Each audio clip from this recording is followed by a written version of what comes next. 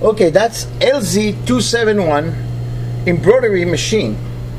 We're gonna demonstrate to you how this machine you can do embroidery, writing, pictures, whatever. We're gonna do it right now. This adjustable stitch, if you want it wide or narrow, you can do just by adjusting right here to do it. And now we're gonna demonstrate the machine to you.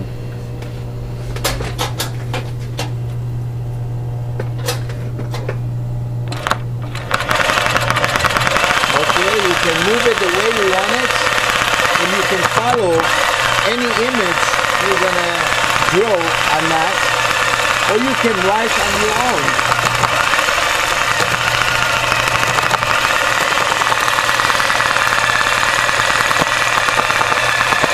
You can create any image you want, or if you want to make the stitches wider, you can do also. It all depends. Thank you very much for visiting Atlas Lady Sewing Machine Company.